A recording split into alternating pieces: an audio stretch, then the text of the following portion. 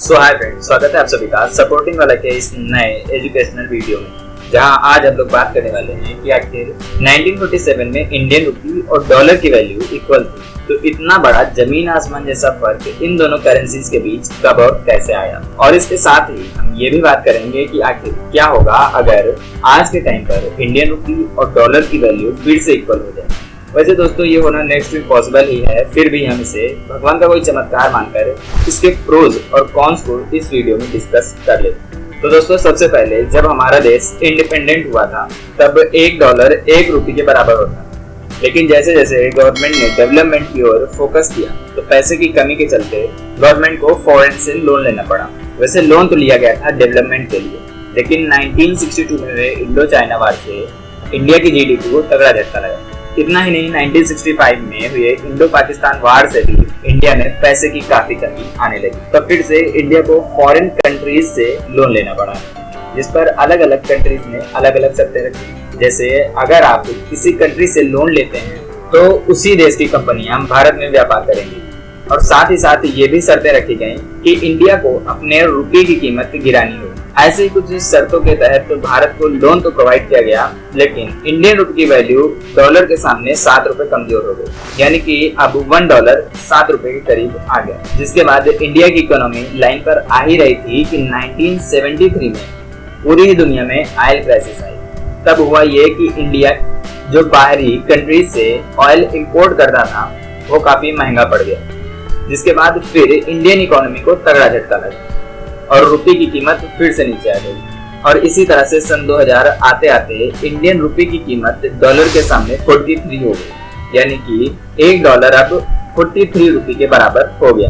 तो दोस्तों ये तो हुआ कि किस तरह से इंडियन रुपये नीचे आती गई, लेकिन यहीं पर कुछ रीजन्स ऐसे भी थे जिसके कारण यूएस डॉलर की कीमत इंक्रीज करती रही। जैसे कि इंटरनेशनल मार्केट में यूएस डॉलर की डिमांड इतनी बढ़ी तो जिसके चलते डॉलर की कीमत और भी बढ़ गई, और कुछ ऐसे ही तमाम कारणों के चलते रुपये प्रतिदिन डीवैल्यू होता चला गया। अब दोस्तों आपको क्या लगता है कि इंडियन करेंसी की वैल्यू को बढ़ाने पर गवर्नमेंट को फोकस करना चाहिए या फिर रुपये को डीवैल्यू करते रहना चाहिए? आखिर देश का किसमें फायदा है? तो चलिए दोस्तों आपको बताते हुए चलते हैं कि जो कंट्रीज अपना ज्यादातर माल एक्सपोर्ट करती है, यानी कि जो कंट्रीज एक्सपोर्ट ओरिएंटेड हैं, उनको अपनी करेंसी वीक रखने में ही फायदा है, क्योंकि सारे देश कम कीमत में सामान खरीदना चाहेंगे।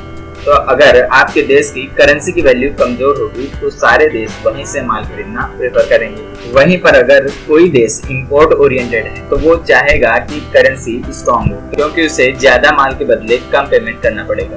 अब बात ये आती है कि इंडिया को क्या करना चाहिए, अपनी करेंसी को स्ट्रॉन्ग करना चाहिए या फिर वीक? तो फ्रेंड्स ये एक कंट्रोवर्शियल मुद्दा है, क्योंकि जहां पर कुछ इकोनॉमिस्ट मानते हैं कि इंडियन करेंसी और भी वीक होनी चाहिए, क्योंकि इंडिया एक्सपोर्ट से ज्यादा इंपोर्ट करता है। वहीं दूसरी ओर कुछ इकोनॉमिस्ट का मानना है कि इंडिया को अपनी करेंसी स्ट्रॉन्ग करनी चाहिए और एक्सपोर्ट करने पर फोकस करना चाहिए।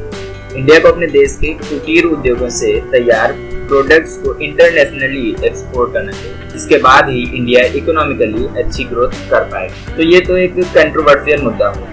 अब हम लोग जानेंगे उन प्रोज और कॉन्स के बारे में, जो कि तब हो सकते हैं जब इंडियन रुपी और डॉलर की कीमत लगभग इक्वल हो, यानी कि $1 इज इक्वल टू 1 रुपी। तब इसके प्रोज कुछ ऐसे होंगे कि आपको आईफोन परचेज करने के लिए केवल 600 रुपीज ही देने होंगे, और इसके साथ ही साथ आप कम पैसे में ही फॉरेन में हॉलीडे भी स्पेंड कर पाएंगे, और कम पैसे में ही आप अपने ड्रीम लैपटॉप, बाइक, कार्स आदि भी परचेज कर पाएंगे। लेकिन ये सब कुछ होना अभी नेक्स्ट टू इम्पॉसिबल लगता है, क्योंकि इसके कॉन्स प्रोज से भी ज्यादा है। जैसे कि आपको उसी काम के अब कम पैसे मिलेंगे, जिसके बाद इंडिया की जीडीपी ज्यादा ग्रो नहीं कर पाएगी और चारों तरफ केवल भ्रष्टाचार और चोरी ही फैल जाएगी। तो फिर इसका सोल्यूशन क्या होना चाहिए?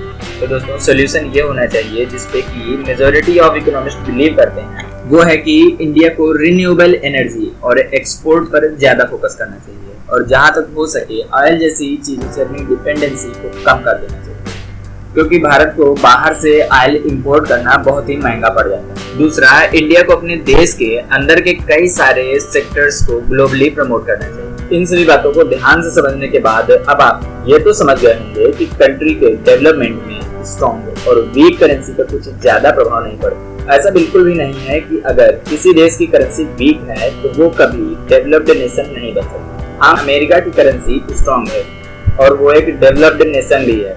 तो वहीं पर जापान जैसे भी तो कुछ देश हैं जो कि हाईली डेवलप्ड हैं, लेकिन वहाँ की करेंसी इंडिया से भी ज्यादा वीक। तो आई होप कि आपको ये सारी बातें समझ आई होंगी। तो चलिए हम लोग फिर मिलेंगे एक नई जानकारी के साथ एक न्यू वीडियो में। तो तब तक के लिए जय